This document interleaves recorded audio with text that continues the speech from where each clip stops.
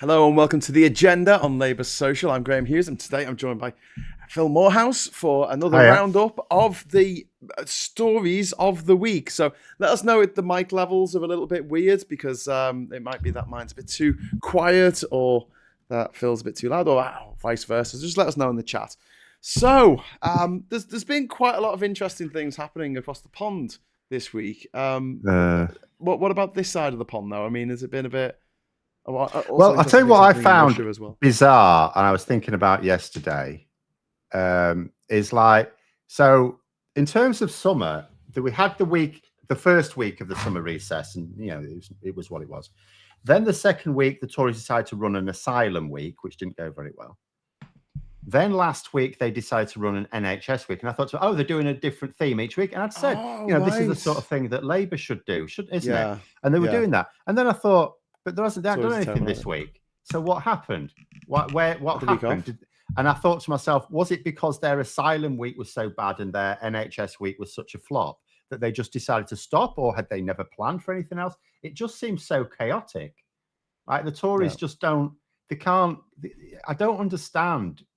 They made a conscious decision to go, right, we're going to have an asylum week here and then an NHS week. They must have had more plans than that.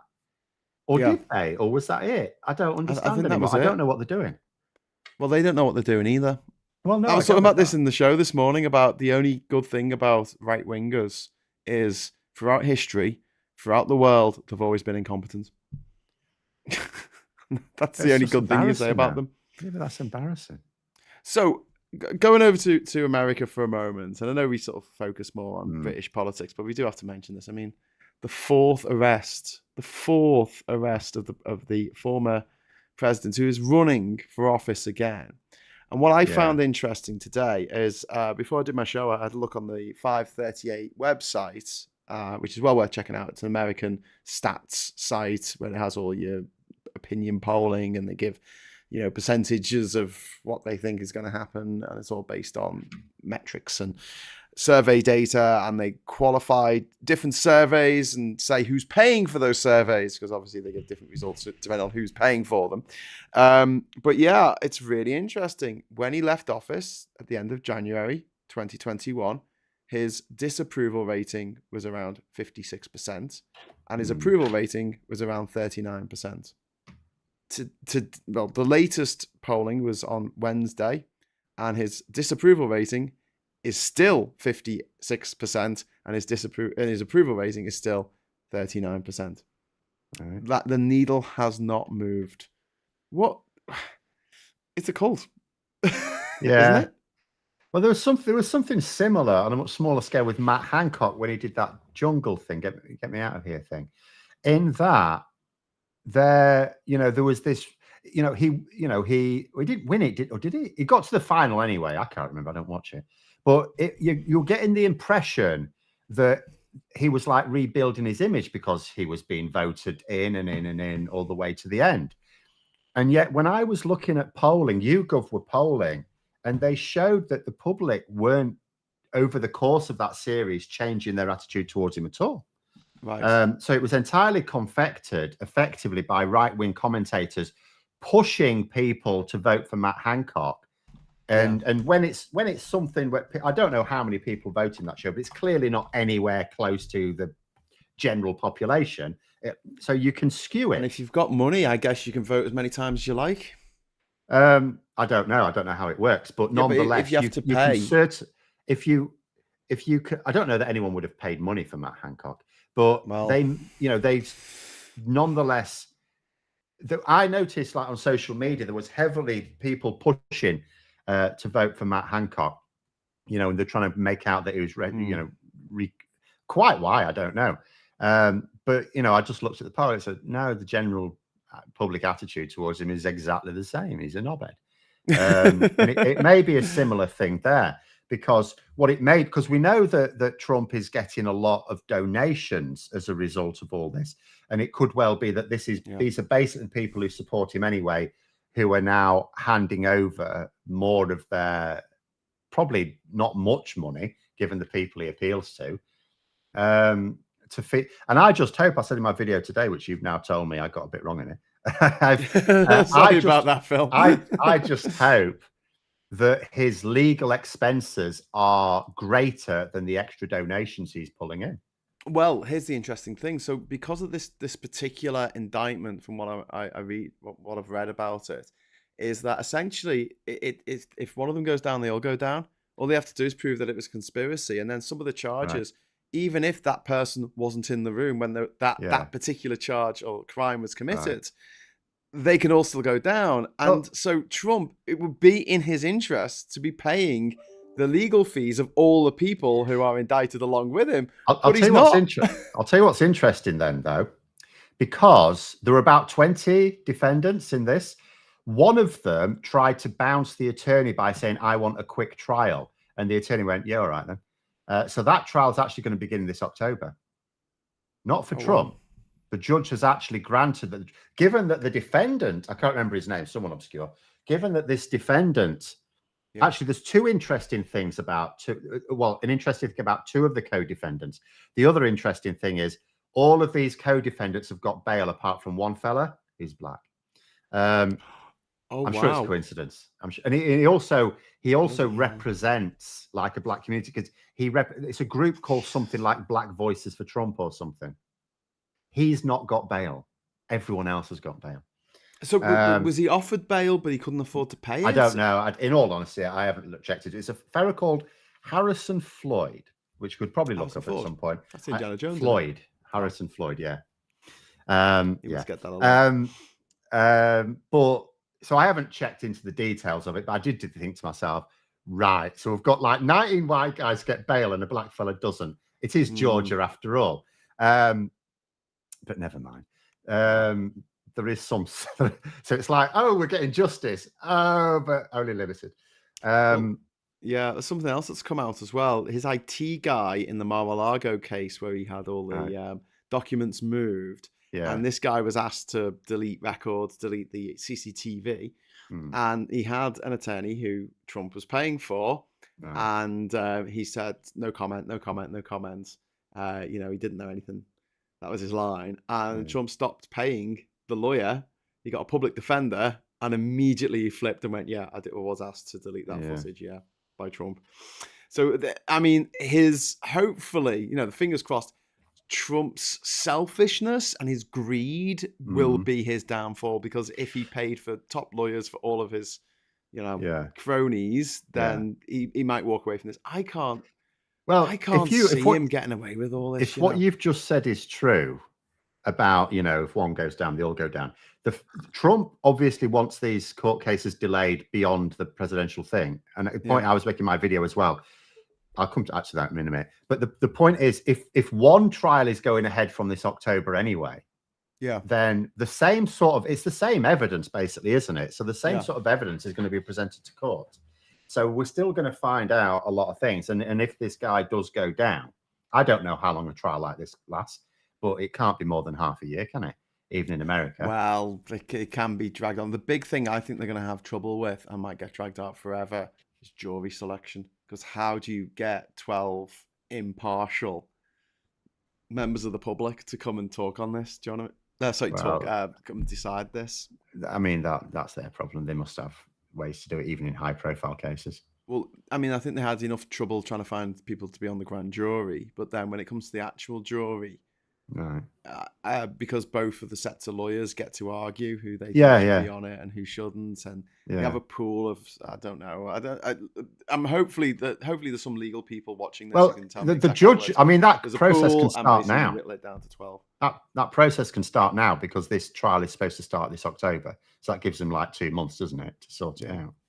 Yeah. But the other point I was making is like the reason why Trump wants to keep delaying it is because if he does win and he becomes president again, it all stops. And I think, well, at that point, America doesn't have a president, because the president is just supposed to be like an ordinary member of the public. Like in this country, our head of government can still be investigated by the police. There's no barrier. The fact that Boris Johnson wasn't investigated for some things by the police was because of corruption, not because of our system. Now, if in America, the president effectively has diplomatic immunity in their own land, then they're not a president, they're a monarch, they're an elected monarch. Yes. They're above the Really? law. Yeah. Actually, I mean that was something that was put down in the Magna Carta? Was that 1215? Was it about an hour ago? They said there's something above the king, above King John. It's called the law. If the king breaks the law, we can chop off his head, which they did to Charles I. Well, no, that wasn't anything to do with the law. That was because there was a civil war. I know, but they could still legally chop his head off. I'm just saying. Only because they said so. I mean, Parliament, they just decided to make their own law. Well, yeah, exactly. But they did it within the law. The king, but wait, it was taken away. The king effectively is above the law. Even now, we've got a constitutional monarch. I mean, obviously, if we had a rogue monarch, then we just wouldn't have a monarchy. You know, people. We just get rid of them. That's all. We had that exactly. Well, you want to anyway. But I mean, what I mean is seventh, eighth. What was it? Eighth was the one who dissolved the monastery. No, that was Henry VIII. Yeah. Which one are you talking about? Edward. Oh, Edwards. Oh, sorry. Edward, the he resigned. George took over. Yeah. I think. Yeah. I've got a degree in history. Oh God. Yeah, I mean, his name was Albert, but at a time of war with Germany, that was not consideed like the best. Well, also name the surname of the monarchs in the First World War was Saxe-Coburg-Gotha. Well, all sorts of things. But that's because they just mix. These European monarchs just mix it about. I mean, the monarchs nonetheless can trace their ancestry back to both Robert the Bruce in Scotland and Alfred the Great in England. So it's just that they're all. I mean, if you go back far enough, everyone's sort of related to everyone else anyway, but monarchs especially. More so in the royal family because they all married their cousins. Yeah. So all these royal lines are all sort of pretty much one line now. Someone's pointing out that in Game of Thrones, like incest wouldn't lead to someone who looked like Daenerys. Incest would look like someone who looked like Carlos. Was it Carlos V? Was it of Spain, whose top jaw missed his bottom by about half an inch? Yeah, yeah. That's what happens when you have lots and lots of incest. Yeah. Kevon Slims, thank you very much, Kevon. We've got $5 there. A Lincoln, as I like to call it. Euro clearings date is around the corner. Has the UK done anything to mitigate the coming loss? I'm not aware of anything. I'd often have a check in the Financial Times to see if I can find one, and I really can't see a great deal now. They're just leaving it as it is. At the end of the day, I think the City of London is absolutely huge. The Brexiteers are happy enough that it will remain this massive thing. The fact that it's technically smaller than it was and smaller than it would be without Brexit, they just get, it's still the main financial centre in Europe. Well, of course it bloody is. And it's never not going to be, because where financial services have leached away from London to somewhere else, it's not gone to one place in Europe. It's gone all, because there is no one major centre in Europe outside of London. There's a financial centre in Germany, in France, in Ireland, for example. So it all gets spread out, but it's still left this country. I don't think we're really doing anything about it. Yeah. Well, I mean, what can we do? The EU decide what happens to the euro. Yeah. Well, talking of money leaving the country, I mean, we saw over £1 trillion of assets that were held in UK banks leave the UK post-Brexit. That's before we actually officially left. Yeah. And people would respond on I'll do videos about this or speeches. And people would be like, oh yeah, but money moves around all the time. And I'm like, you don't normally have to go to the High Court, like what Barclays did when they wanted to move €250 billion from their holding in London to Dublin. You don't normally have to go to the High Court to ask to move that money, because it was such an eye-wateringly huge amount. I mean, that's more than most countries in the world make out the GDP. Well, yeah, our GDP is a few trillion. It's like 3 trillion or something, isn't it? Yeah, and it's been 3 trillion since 2007. That's when it stopped going up. 2007, obviously we had the crash in 2008. Then we had a little bit of recovery. And then since 2010, it's just done this. And it's around 3 trillion. We haven't grown at all. From the beginning of the Labour administration in 1997, it was 1.5 trillion. It doubled. It went to 3 trillion in 10 years. That was under a Labour government. And we've had Tories the majority of the time since then. And they're not giving us any growth at all. We've seen prices of things go up. We haven't seen wages go up anywhere near as much. We've seen the price of houses go up. But again, the amount people can afford to pay on deposits and for their mortgages, people have to spend longer saving when they can even get a mortgage. Yeah, and now we just heard that our energy bills this winter are going to be just as Yeah. bad, if not worse, Well, than our worse. energy They're going bills to be last worse. year because the bumping up the standing charge £25 Uh, a day.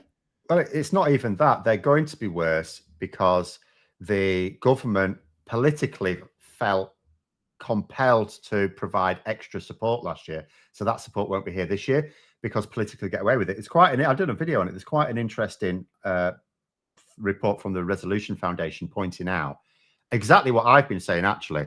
So, because you think about it, like the energy price staying up this year is actually worse than last year because although the rate of inflation's lower, the actual cost of things is higher. We've also got now mortgage and rents going way up as well because of the interest rates. So the situation's actually worse. And yet the government will politically get away with not providing that support. And it's really, the only difference is last year it was all in the news. So everyone was hammering their MP about it because it was all in the news about the out of control energy prices. This year it's not.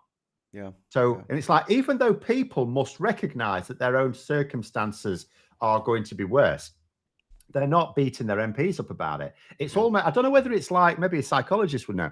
Maybe it's like because they're thinking to themselves, oh, it's only a problem affecting me. Whereas when it's in the news, they know it's affecting others, so they write to their MP. Whereas maybe it's like because they're not connected, these people. But for whatever reason, like Grant Shapps Bellend said, oh,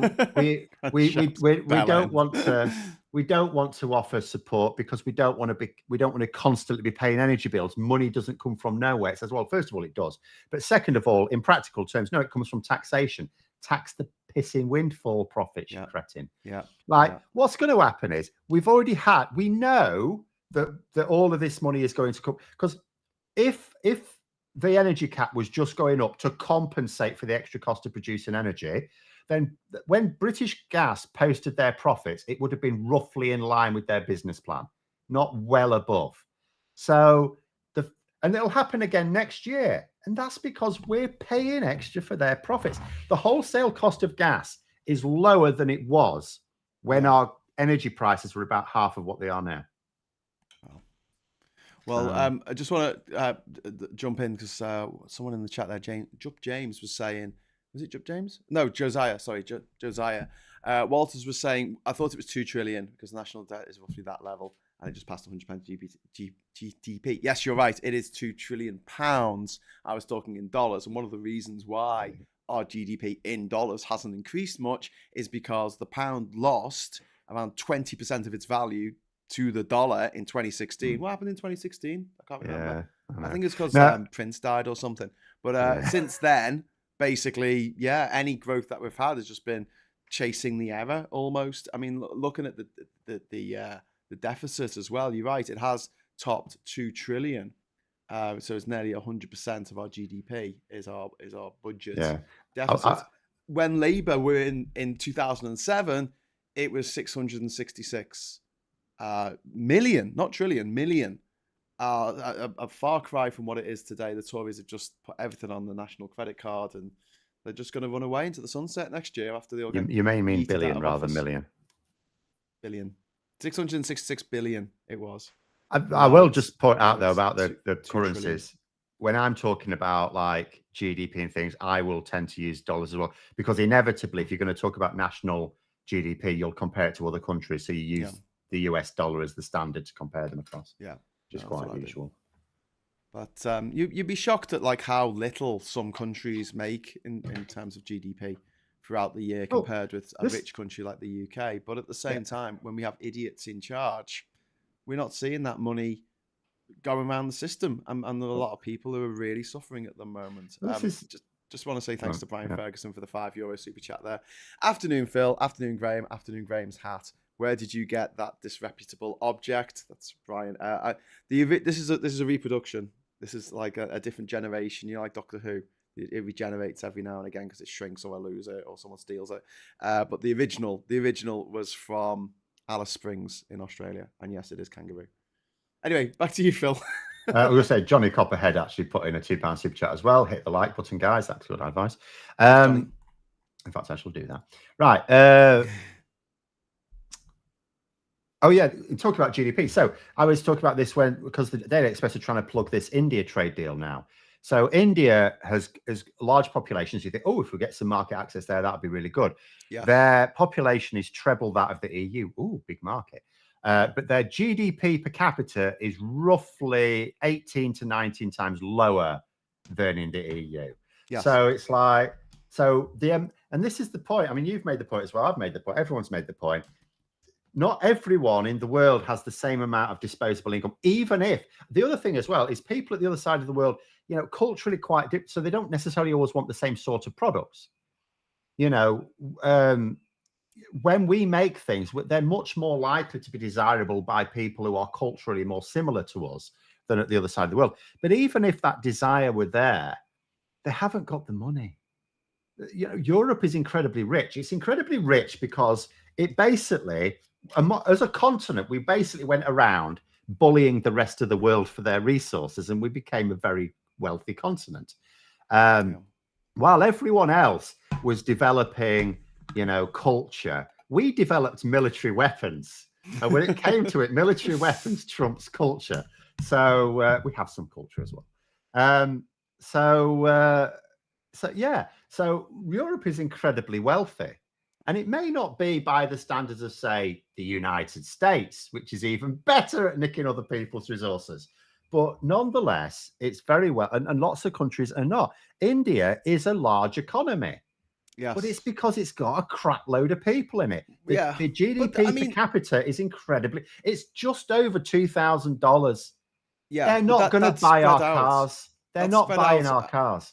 That's spread out a bunch across a lot of people, and there is a burgeoning Indian middle class who could afford our cars, and they have right-hand drive over there as well. Well, having been to India numerous times, I hope I don't offend anyone in India by saying this, but people tend to drive just wherever they want, but they're supposed to drive on the left in India. So, I mean, it could be a place for luxury cars. There is, say there's 50 million, which is a small segment of their population, but say there's 50 million people in India who could theoretically afford our cars, what we're selling. That's worth something. I mean, it's probably not worth as much as the probably 200 million next door in the EU who could afford our cars. But the other thing is that like India is a very, very protectionist market, just like the EU, and they have car producers. Yes. So it would be different if all of their cars were imported, but they're not. So so you could say the same about the EU about that, because obviously France and Germany and Italy and Spain make them. Which is why we need to be part of the same market. We cannot possibly compete with them outside of that market. But an Indian trade deal would be brilliant for the Indian economy. I think it would help British-Indian relations to some extent. I don't think it. Well, obviously, it's trying to make the best of a bad situation.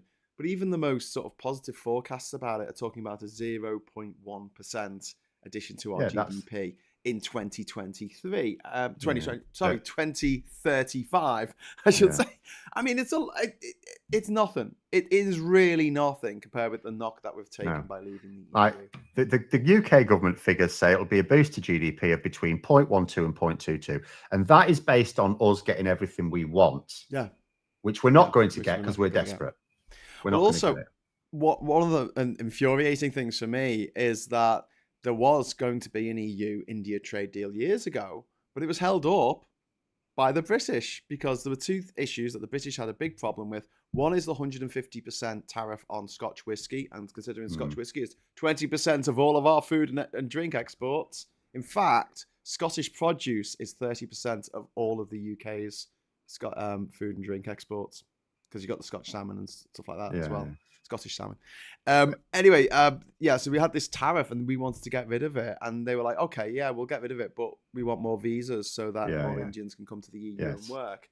And British knee-jerk reaction is like, pull up the drawbridge. No, we don't want people from India coming here. And well, that is the price. Our culture and our cuisine. That is the price they will pay. Yeah. But I can see them paying it now that they're going to lose anyway, because then they'll just see it as a problem for Labour, I think. They'll get the headlines for signing the deal. I'm not saying that they will sign the deal. because it may be that Sunak has a fundamentally different attitude. Yeah. But I can see politically how they can just get the plaudits for the deal and then leave Labour with the problems that come with it. Yeah, yeah. Got Bez Roth in the chat saying 0.1 boost is a rounding error. You're absolutely right. Well, it is.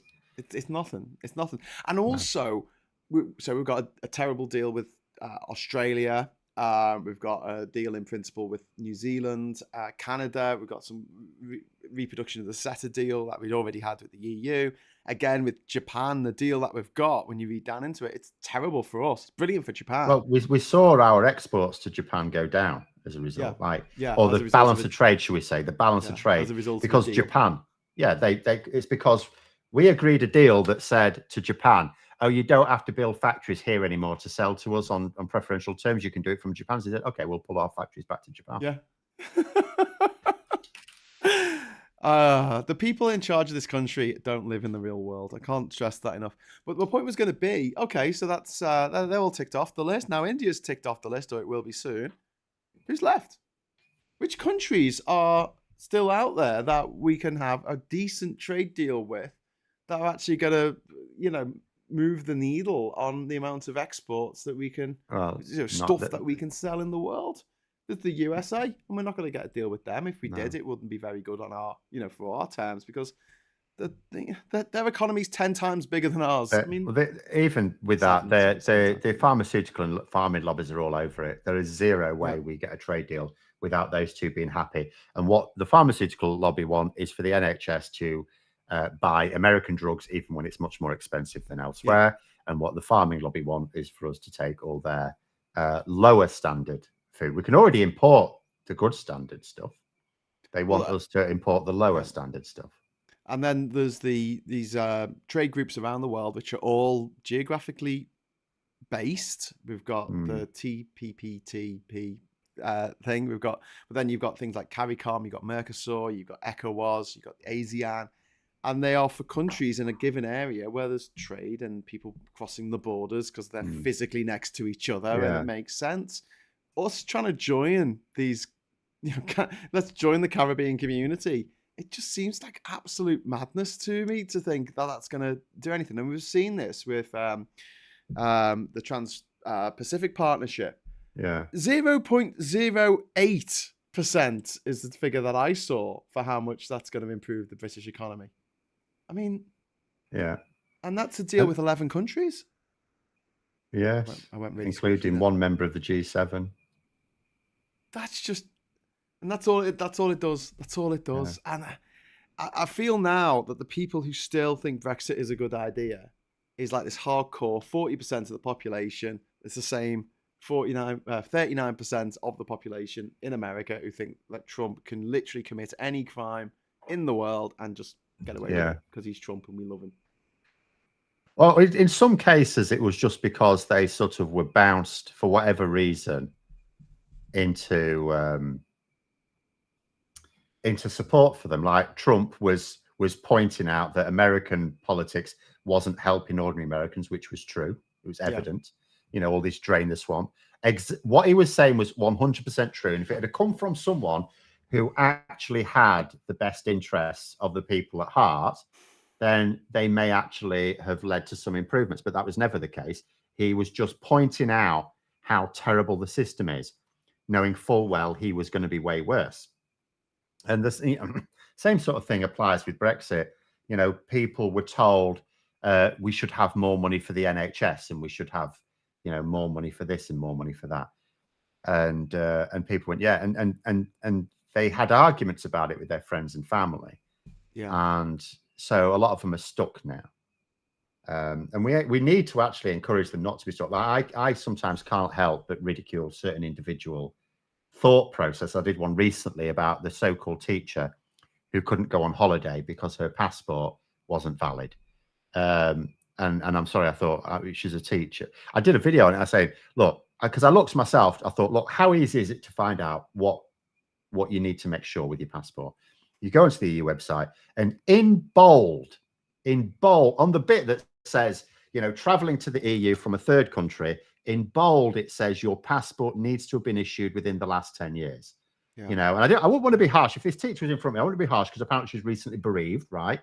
But I would want to say to someone like that, was your passport issued in the last 10 years? No. So what? Or where did you go for your information? Why didn't you look on the EU website for how to travel to the EU? Where did you get your information? Oh, I thought my passport was fine. It had 7 months left on it. Okay. Where did you go for this information? I'm gonna play the devil's advocate here because I feel like it does have an expiry date on your passport. Do you know what I mean? Like, but that's what I would look at for an ordinary member of the public. But for a teacher, what if you've not you traveled should go, much though? I mean, like, I'd look at not that traveled much. You know, I I've had a traveled a passport lot for over 20 years, and I would know if I'm going somewhere, I'm going to check what I need to go there. Because apart from anything else, because Brexit and everyone knows Brexit has created changes. We've actually had, before she's tried to go on holiday, 2 years. When I was on the phone to my internet service provider for over an hour and a half, they kept playing changes and it kept cutting out. I kept thinking the line was dead. Oh, I'm sick of. I love David Bowie, but I absolutely hate that song now.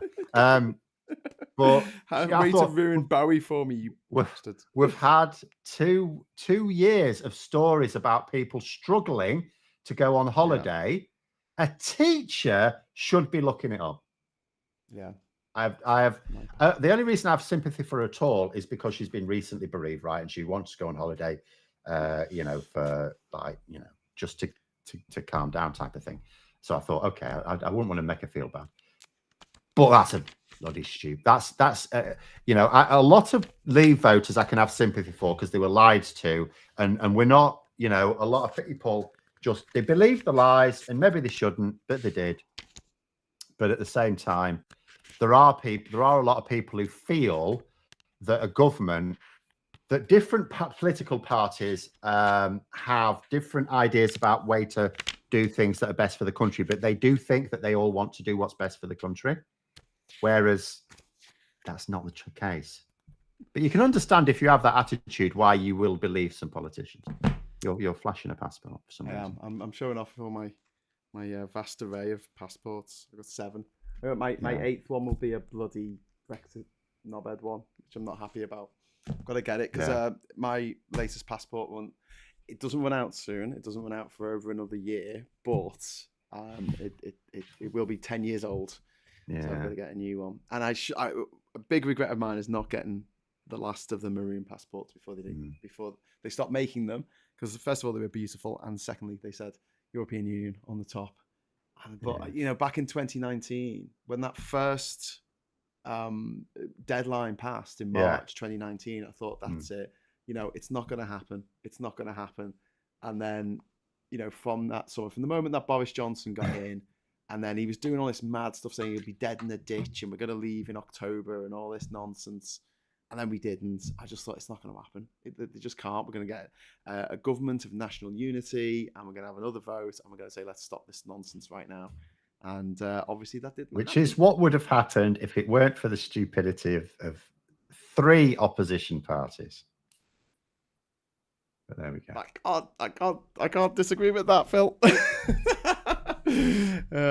Anyway, Life After Dark said I would like to see some feminist views on here. Maybe Tan could do something. I'm not sure if she looks at feminist issues, misogyny and patriarchy, and abuse against women. Just a thought. That's a Life After Dark. Yeah, we've got a show that we call The Intersection, which Tan is on. We've only done 1 episode of it so far, but we hope to do more in the next couple of months. And it does look into intersectionality, feminism, gay rights, trans rights, women's rights, obviously, look out for that. If you go into our videos and type in intersection, you'll see a video that we did. James.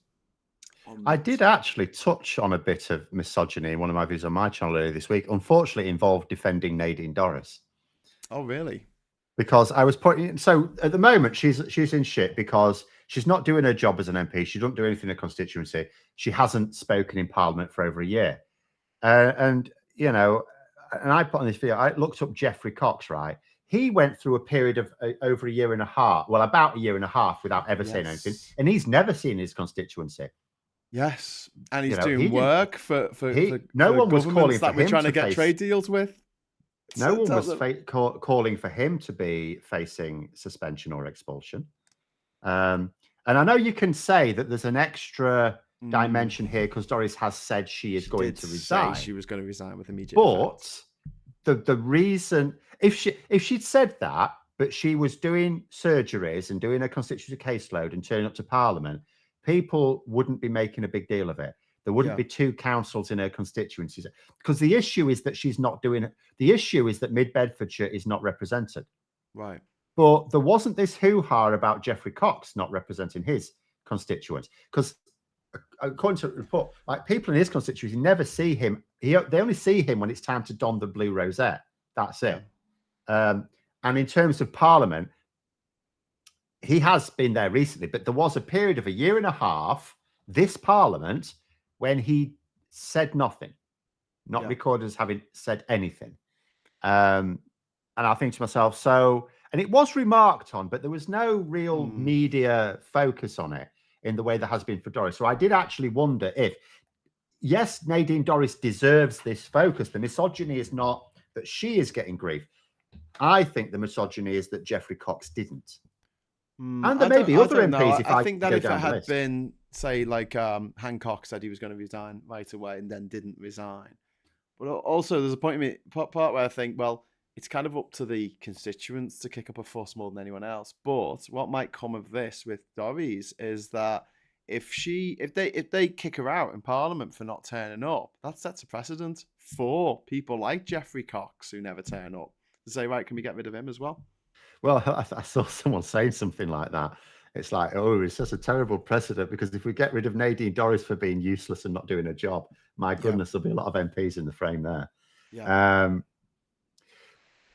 But I think that I mean, obviously what's happened this week is there was the post in Conservative Hope. I think a lot of Conservatives are getting a bit worried about it now, because imagine if she doesn't resign. See, as far as I'm concerned, she may be intended to resign just before Parliament goes on recess for the conference season.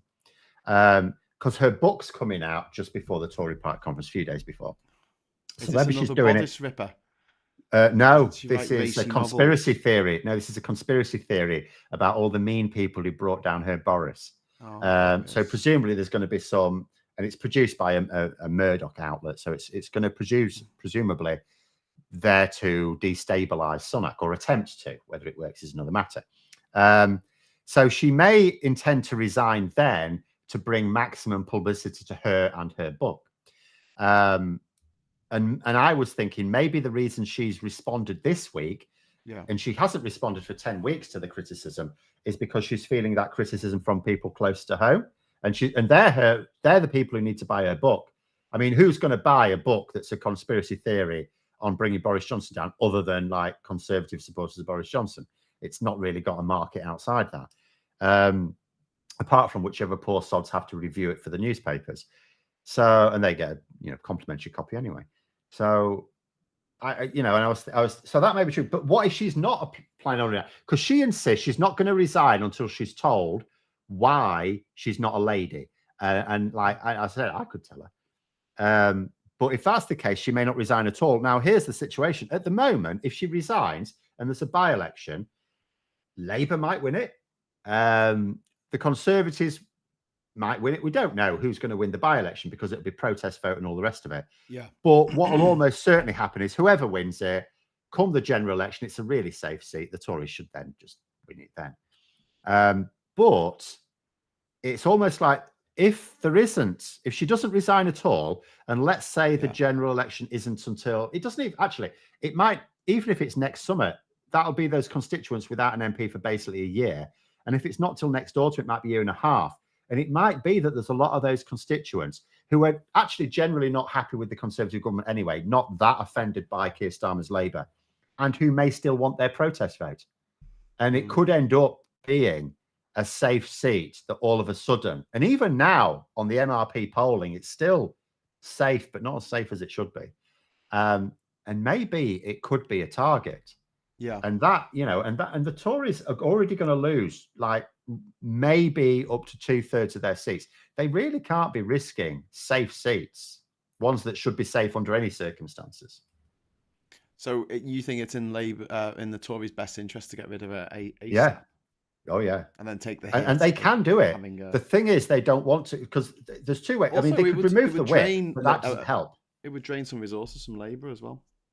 Labour spend a load of money on it, and then what is it? Is They're it already 12 doing that months anyway. before a general election? You have to spend no more than 19 million. Yeah, but that's not helped, is it? Because Labour are raking it in at the moment, and the Tories are struggling. Labour have not only out incomed the Tories, they're outspending the Tories by a lot. Oh, right, okay. What are they spending it on? Not communication. Certainly not communication, not communication. No. But they are managing to spend. Can I find the figures anywhere? Have they got something better than dial-up though these days? Well, I'll tell you what they are doing. They're moving to new digs in a smart building in London. Oh, for God's sake, really? Yeah. Oh, that pisses me off. I'm sorry. I hate this. I had a meeting with the Lib Dems a few years ago where I was going to talk about traveling around the country, telling everyone why Brexit was really bad. And they were like, okay, go on then. And I'm like, yeah, you'd have to give me some money for it. Like, I can't do it for free. I'm not a trust fund baby. And they went, oh, sorry, we got no money to pay for that. And I'm like, I'm not asking for a lot, like just enough to cover my travel and my accommodation. And, I'm happy to sleep on people's floors. I'm not, demanding a 5-star accommodation. Like, no, we haven't got the money. And I'm talking to them in this office off Parliament Square, where they must be paying like £1 million a month to just have this bloody office, swanky office. Smart buildings. To move to Manchester or Doncaster or Liverpool. Well, no, but everything's in London, isn't it? I mean, I've sort of given up on that. Where was the report? There's a report. Oh, no, let's look at the BBC one rather than Telegraph.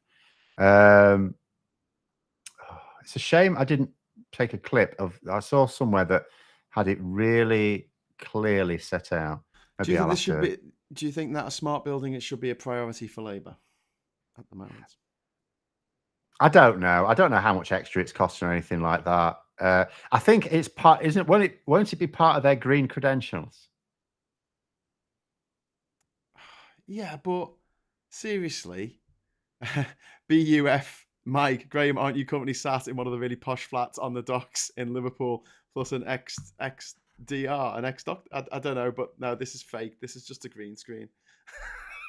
You're in a dungeon in our spare room in Durham. The power of AI. But no, I'm not on a swanky. But the thing is, they could get there were some amazing buildings down at the docks, especially in like the Baltic Triangle, that they could take over. And it would cost them a fraction of what it would cost in London. Yeah, of course it would.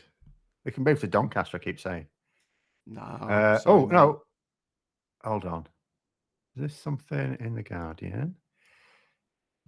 Oh, balls. Okay, I'm going to have to look at the image. What have we got here? Well, I'm seeing that the current membership of the Labour Party is 399,195. Something like that. The Tories have got 200,000 members, so Labour have got almost double the members. Yeah. Yeah. But our donations from members don't account for much. I've got it here. So Labour last year, 2022, raked in for just over 47 million, but they spent just over 44 million. But that's still like being able to pug away a few million. Yeah, but what are they spending it on? Okay, it does have a breakdown. Costs of fundraising. Should we have a look at communication? There's no communication, you'll be pleased to see. Cost of fundraising 221,000. Cost of the big one is running costs. Obviously staff, buildings, accommodation, all that sort of stuff. Cost of commercial activity about 3 million by the looks of it. Grants and payments to CLPs about 3.5 million. How much do you spend on communications? There's no communication. The breakdown. The breakdown is cost of fundraising, cost of commercial activity, notional expenditure. That's probably biscuits. Running costs, campaign expenditure. Nothing at the moment there, which is Wasn't there a campaign last year? They won Hartley. When was Hartlepool? Was that 2021? I don't know. Ah, Wes it's G reckons I'm 2021. still in my tent at Glastonbury and had never left. Scott Walton says, when will we see the real recording studio? It's not really a studio. It's just a room in our house. But I've actually moved. I've moved into a different room now because I've got my partner's parents coming up for the weekend. So I've been kicked out the spare room. So I'm in the corner of another room at the moment. Try not to take up too much space. Behind the scenes at Labour Social. I think the Conservative I might get a new backdrop. brought in about. Here we go. Oh, Electoral Commission. I should have gone there to begin first place. This is better. So, hang on. Let me just check. I'm reading the most up to date one. 2022. Yes. Yeah. Although this was released months ago. So,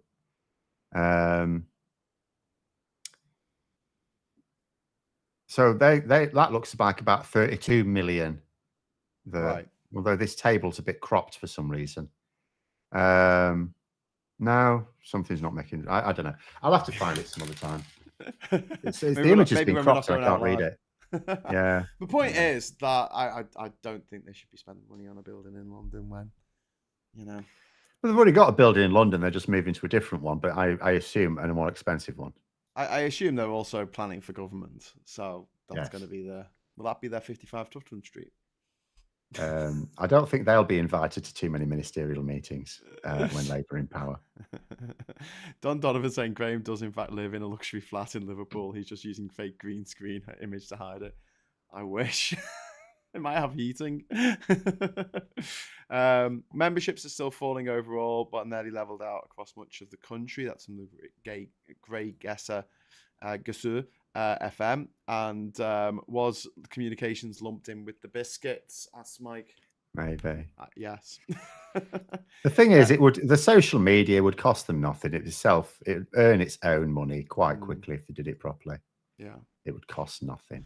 It has seed money, and then that's it. So BUFU Mike has written, any comment on the upcoming election north of the border in Scotland? This is the by-election where SNP member who got on the train when she shouldn't have. Name is escaping me at the moment. Margaret Ferrier's old seat, who was pushed out. Polly Toynbee's recent article in The Guardian thinks Scottish Labour are in with a chance, but the Scots disagree. Thoughts? Well, they should win. It's the sort of seat they need to win in the general election. By-elections are always tricky. Like, you can't just look. You could look up, what does the MRP polling say about this seat? But that's for a general election when people are voting for the government. It doesn't really work for a by-election. Case in point, Uxbridge and South Ruislip. So the strength of the campaign really matters. So I don't know. I still get the impression. I need to see more polling, really, specifically for this by-election. I get the impression that Labour would be favourites still. But well, it should be interesting. It is one of those. It's both of them are going for, obviously, Labour and the SNP both desperately want to win it. If the SNP win it, Humza Yousaf gets some breathing space. If he doesn't win it, then he's in trouble. Because do you think he'd be out on his ear? No. But he's going to be in trouble because we know that there is a faction in the SNP who didn't really. It's not just that he wasn't their preferred candidate; they didn't really want him. And they, at the moment, they're laying low, like the Kate Forbes lot. They're laying low, but there keeps being little hints, and it sort of reminds me of those who wanted to get rid of Keir Starmer before he'd even had a chance. And if Labour, when they won that Hartlepool by-election, it was 2021, and they won it. It was quite narrow, really. Yeah. Because George Galloway was basically doing his best. Him and Owen Jones were basically doing their best to try and trip Labour up. And thanks for that, guys. Yeah, if Labour had lost that, there was going to be a vote of no confidence in Starmer. Now, he would have easily won it. But it would have been at a time, and this was the time where the vaccine boost was just about to fade out, and Labour would just about to get their lead in the polls and then never relinquish it. Although it took some months to actually build it, but they were just getting back at that point. That would have derailed it. massively. Yeah. That nonsense, because it, even when you win a confidence vote, the fact that one is issued means that opponents can poke at divisions within the party. So it would have been absolutely ruinous it would have held Labour back for a good long time. And who knows where we'll be now. So the same sort of problem exists for Humza Yousaf. He needs to show that ultimately, what all political parties want, there's a different dimension in the SNP, because it's not all about winning elections, because winning elections for them doesn't get them independence, which is their main purpose. Like, winning elections for Labour does allow them to legislate for better workers' rights, which is ultimately, their main thing. But the SNP's main thing is independence. Winning elections doesn't get them that. Yeah. So there's a side project within the SNP, and they're not convinced that Humza Yousaf has a thing for it. But at the same time, winning elections certainly helps. Yeah. So he needs to show he can do that. And if he loses it and it's an SNP seat, then we will see. But he will certainly be under more pressure then. I think as for Keir Starmer, he'll be under pressure if he doesn't win it. Like, it's high stakes for both of them. Well, looking at the polls, I mean, Scotland in the next general election, we've got one Labour MP at the moment. Oh, yeah. Is that it? In the whole of Scotland, 55 seats? Ian How Murray. many seats are in Scotland? 50. Oh, it's going to change. There's not going to be as many seats at the next one. I'm not sure, because that's what's more important. How many are there going to be at the next one? If Labour manage to return more seats in the next general election than the SNP, it will probably go down as one of the greatest self-own goals of any political party in history. I mean, the SNP I don't were know. riding high, and then they just decided to I go don't camping know or something with the Winnebago. What was the whole camping thing about? I don't know. They had like a camper van. Okay, that was a cock up. But what I would also say is the SNP have been in government in Scotland for like 15 years, right? Yeah. And so far that it's Labour. It's been about 15 years since Labour knew how to win an election. So I don't necessarily see it as like, a huge. The cock up didn't help, but at the end of the day, they've been a power for about 15 years. People are naturally going to start to think, is there anyone better? Obviously, in Scotland, they're not really in large. So you don't think it's going to come down to the unforced error of Nicola Sturgeon getting bloody arrested? That hasn't helped, because that, for a start, triggered a new leader, and it's quite. I've actually been quietly impressed with Humza Yousaf in some ways. I think he's got, he's not useless. He's not. They've not picked a Rishi Sunak, but Nicola Sturgeon was still the smarter operator. Nicola Sturgeon is definitely, she was the smartest political operator, I would certainly say, in Britain, in terms of political leaders. Yeah. I find out these boundary changes. BUFU Mike has written, as the comments in the article point out, Starmer has become more famous for reversing his positions and U-turning than the transformative policies that were being discussed. And I get that. I get that because, don't forget, when he stood for leader, it was before the pandemic started. So he could say, I'd like to do this, this, and this, and this. And then the Tories' cack-handed handling of the COVID crisis, I mean, obviously with Brexit ruining everything for everyone as well. And then with this energy crisis, in which, for some reason, we've got all these working class people giving all of the money they earn each day to oil executives in other countries. Yay, capitalism! They've had to change some of the.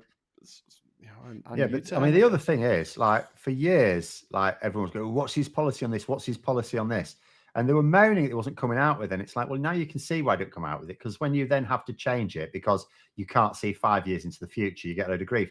And at the end of the day, the media is not on Labour's side. There's like one outlet that sort of is, and that's the Mirror. And that's my defense of Starmer, is that, like, when he said those things, first of all, he didn't know that the COVID pandemic was going to happen and that would affect the economy in such a way. But also, you could argue that it's not a dictatorship. He came in and said, "I want to be leader. This is what I want to do," and then he's got to sit down with the shadow cabinet and they've got to thrash out policies, and he doesn't get to dictate what they are. He certainly can't dictate to voters. I mean, at the end of the day, his real pledges were to unite the party and win the next election. Get rid of the anti-Semitism, and he's done that. Yeah. So, he's halfway there. Well, I mean, I don't think anything's got rid of. You never get rid of anything like this, but at least we now have an independent system it's not, there's no decisions by the leadership. It's independent. It's lawyers that Labour Party pays for, but they're independent. Yeah. We've had someone asking in the chat. It's BUFU, Mike again. Do you think Starmer's recent purge of the left has helped? I balk at this talk about purge of the left. There hasn't been a purge at all. I will say because people haven't been. Very few people have just been kicked out of the party. The bulk of the ones who have left the Labour Party, and it's not entirely their own volition, is because they were told, look, you are basically a member of like a British version of the Ku Klux Klan. You can't be a member of that party and the Labour Party. There's two political groups whose values are not aligned. Which one do you want to be part of? And they said, well, we want to be Ku Klux Klan members. So those people don't get to claim they were purged. They could have left that group. There were several groups that were prescribed by the Labour Party. And you can do that. I am a member of multiple political groups, you could say.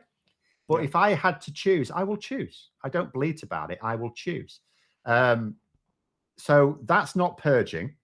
So people haven't been purged. Jamie Driscoll hasn't been purged. He was just not allowed to stand as a candidate. I keep saying, you don't, and he has been anti-Semitic, right?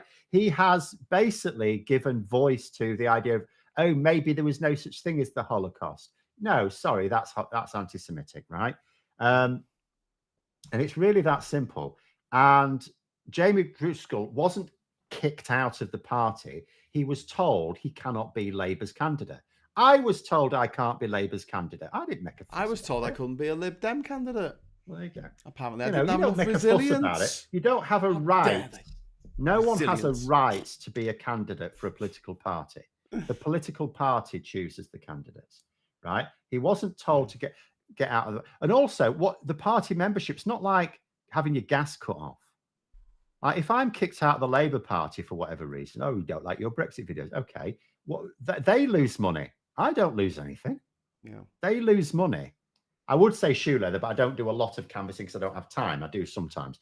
So they don't necessarily lose my volunteer services all that much, but they lose my donations. Yeah, I don't lose. So these people bleating about that. So there hasn't been a purge of the left. What has helped is that some toxic elements are now no longer there. But very few people were. The only reason people are being kicked out now, the closest one you will get to maybe unwise would be, I've forgotten his name. Why do I keep forgetting his name? He's actually a centrist. It's quite recent. Neil, was it? Neil. Oh, the guy from Compass. Compass, yeah. Yes. That is was potentially unwise.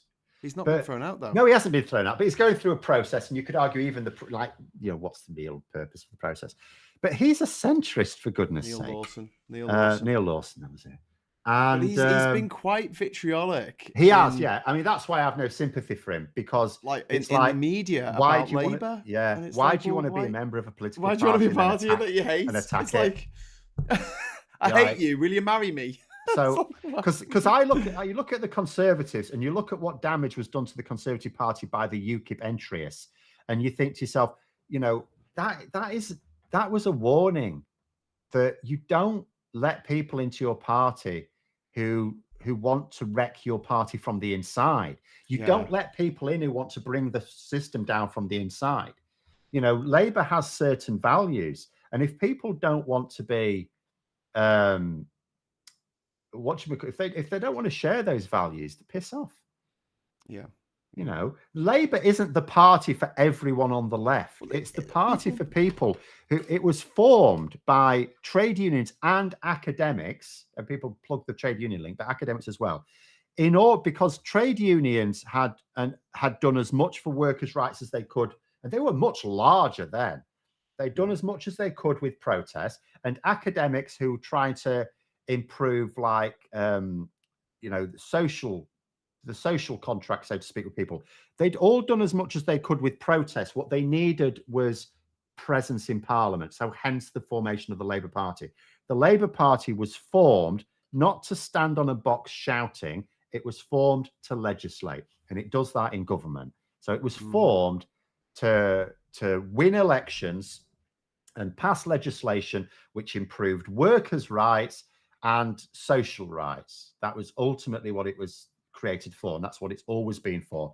And if people want it to be something else, you don't want to be in the Labour Party, you want to be in something else. You want to be in a protest group, go and join a protest group. Well, it's that thing, isn't it, when you get into a relationship and you're like, you're perfect, I love you, now change. Yeah. Just like, My ex tried to do what? that, didn't work very well. I'm far too stubborn. But yeah, I feel like I've had to make a lot of, you know, moments in the last couple of years where I've just gone, oh man, I don't want Labour to do what they're doing, especially when it comes to Brexit. Obviously, big part of my life for 5 years fighting against Brexit, so 4 years fighting against Brexit, and you know, I do want us to rejoin the EU. Every time they said, well, you know, we're going to take the single market off that we're not talking about that. And I've come to realize that although, you know, that pisses me off, I get why they're doing it. I kind of go, all right, because they just want to shut the argument down. Any conversation about it, they want to shut down. It's not a case that they like Brexit. All the Labour politicians I've met hate it. They absolutely hate it. But their attitude is, we need to win the next election. If we're ever going to get back anywhere near Europe, we need to win the next election, not the Tories. So, yeah, I get that. And they don't want their policy, you know, when they publish their manifesto, they don't want everything they talk about to be derailed by, but you just want to take us back into Europe. And then the conversation will just change to that.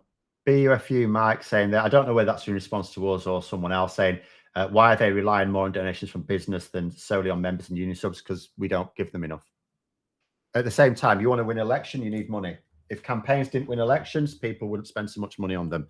They need money. Yes. They need to get every it. Every referendum we've ever had, the side that spent most on them has won. Yeah. If members of the public wanted to donate, you know, massive amounts to Labour, that would be great, but they're not doing. So they have to get, they need again, it's all about winning. If you don't win, how many of your policies do you get to enact? Zero of them. Yeah.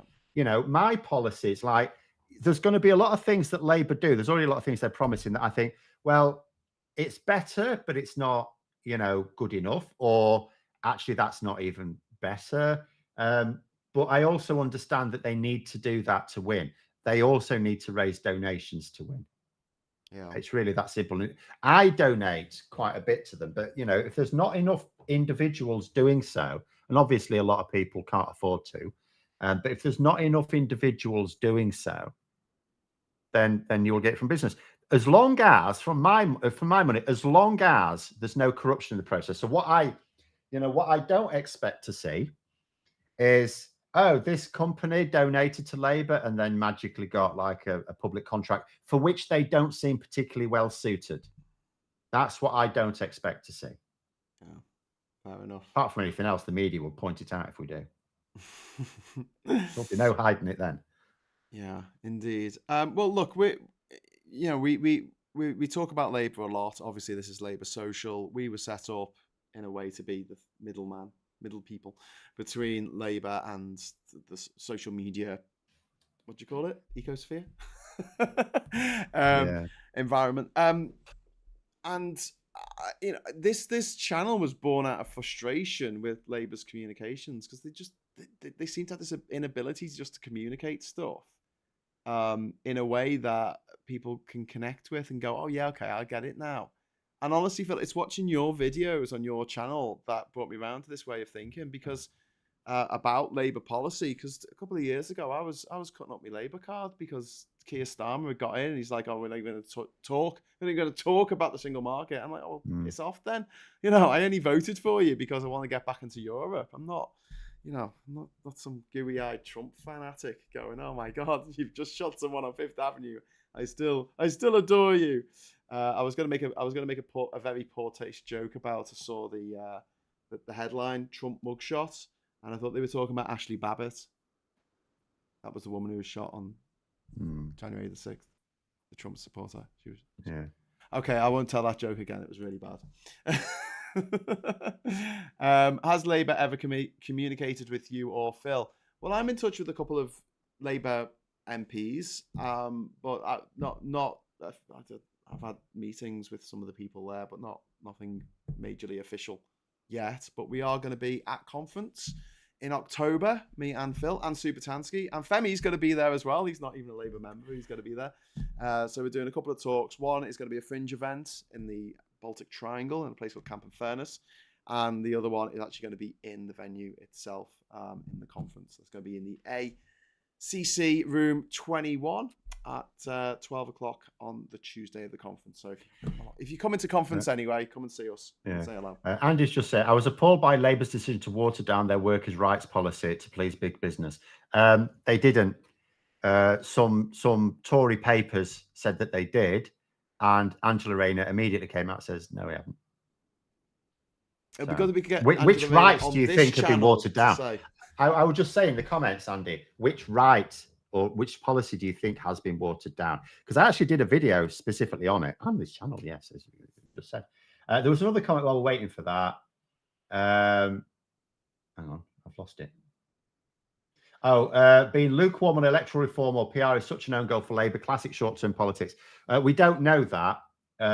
It would be if they don't bring it in before they're booted out again. Because if they let the Tories back in, then that's curtains. Because nothing they can do can't be wrecked much more quickly by the Tories. It's like Labour cannot, and people talking about, oh, you're going.